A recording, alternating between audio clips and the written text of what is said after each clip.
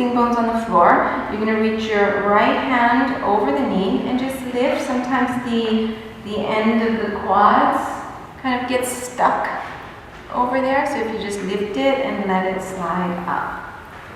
So the knees don't have to come together, right? You don't squeeze the knees together. In fact, you just allow the femur bones to be parallel. It's like when we're in Paschimottanasana. These are all versions of that. We're not squeezing our knees together here. So it doesn't make sense that when you bend it back, all of a sudden, the knees are just gently together. There's no squeezing action. So same thing here. You just want to allow them to gently be towards each other, okay, but not squeezing together. And I would say more like the femur bones are parallel. Okay, so then you're going to bring your hands beside you. Inhale, try to get some length.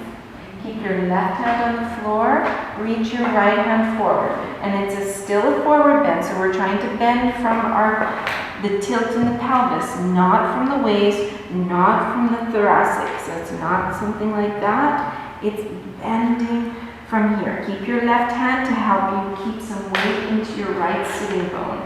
When you reach as far forward as what feels comfortable, either you can keep the hand where it is, or if you can push that left heel firm into the floor, feel the sitting bones grounding into the floor using Mula Bandha, Uddiyana Bandha to keep the pelvis in place. Then maybe the left hand can come forward, lengthening through the crown of the head. So pushing that left heel to the floor, breathing deeply.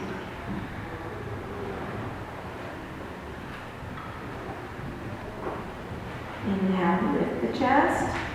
And you're just going to release, but don't release the knee for now.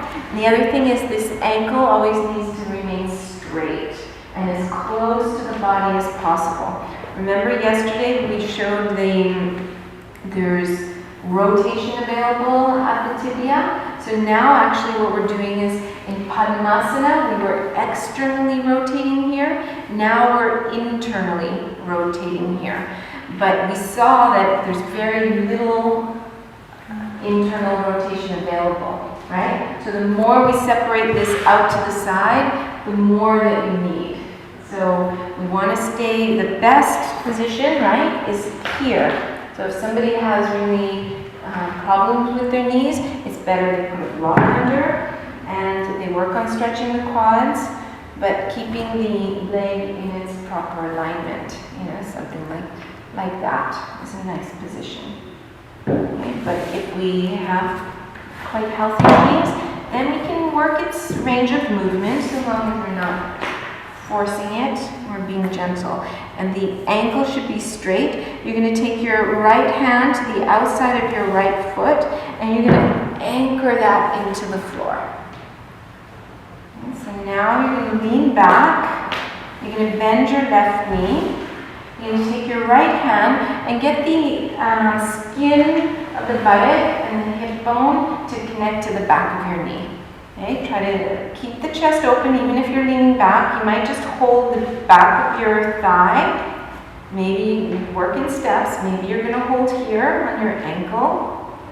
Okay, so if everything starts to distort here, right, then that means you have to stop and just work in that place. Check that both hips are parallel. Bring your thumb to your left hip. Drop that, ground it into the floor. So this is fine. You work here. You're going to get somewhere. Might take some time. You have to have patience, but you're going to get somewhere working here. If you distort it and you do this, right, you're not going to really get very far. Whereas holding it here, stretching the right place, lengthening. Okay, I can get my foot. Maybe I can straighten. Then I lift my chest. Maybe I pull it in. Maybe I pull it in. And eventually you're doing the pose. Inhale, open the chest, and release. Lean to the side. Be careful when you release